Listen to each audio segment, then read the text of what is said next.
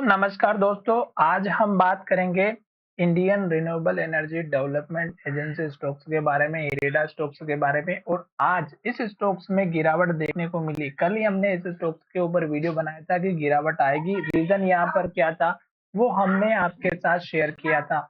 और इस स्टॉक्स में जो गिरावट आने की वजह थी वो अगर आप देखेंगे तो इस स्टॉक्स में पहले ही हमें पता चल चुका था कि जो कल मार्केट में जो एक अपट्रेंड देखने को मिला था, उसके बावजूद भी ये स्टॉक हमारा नेगेटिव डायरेक्शन को इंडिकेशन दे रहा था और लो के पास क्लोज हुआ था।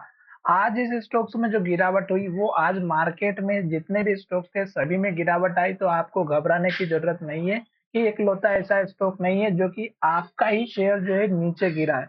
आज पूरा मार्केट क्रैश हो चुका था, लगभग सब में 20-20, 15-15, 10-10% का लोअर सर्किट भी लगा था और फिर से रिकवर होते हुए नजर आया। पर इन सब में एक चीज कॉमन थी, वो यहाँ पर ये था कि लोगों ने पहले से ही गवर्नमेंट के आने से पहले ही एग्जिट पोल के साथ में अपनी आशाओं को होप में जो होप थे वो यहाँ पर क्लियर कट इंडिकेशन कर दिया कि यहाँ पर बीजेपी की सरकार आने वाली है, पर ऐसा नहीं हुआ।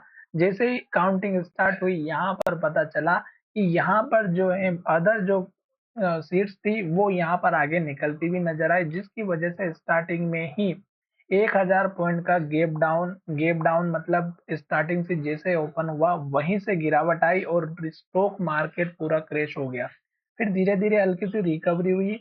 पर अब हम यहाँ पर बात करेंगे कि इस स्टॉक ने जो पुराना वाला सपोर्ट लेवल लिया था, मैंने आपको कहा था कि आपको हमेशा लास्ट के लो का स्टॉप लॉस रखना बहुत ही जरूरी है। और अगर आपने हमारा वीडियो देखा होगा तो इस वीडियो के माध्यम से मैंने इस कैंडल के लो का स्टॉप लॉस बताया था 176 का। फिर स्टॉक ने कहा था कि अगर ये लेवल टूटता है तो गिरावट आएगी, और फिर स्टॉक ने इस लेवल का सपोर्ट भी तोड़ दिया।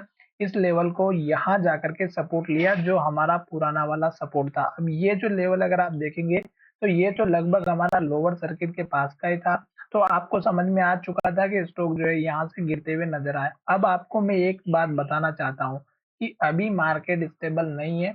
अगर आपने किसी भी स्टॉक्स में एंट्री लेकर के रखी है या नई एंट्री लेने का प्लान कर रहे हैं तो थोड़ा मार्केट को स्टेबल होने दीजिएगा। अभी मार्केट क्लियर कट इंडिकेशन के बारे में वेट करिएगा।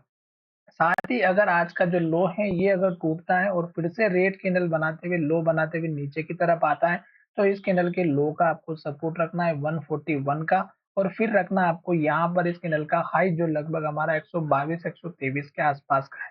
अब ये लेवल मैं आपको इसलिए बता रहा हूँ क्योंकि अभी भी मार्केट की जो कंडीशन है वो आपको समझ में नहीं आएगी, बहुत ज्यादा वोलेटाइल रहेगा। हो सकता है कि थोड़ी सी देर में ऊपर चला जाए, हो सकता है थोड़ी सी देर में नीचे चला जाए, हो सकता है अपर सर्किट लग जाए, हो सकता है लोअर सर्किट लग जाए। तो इसके बेस पर आपको थोड़ा सा सतर्क रहना है।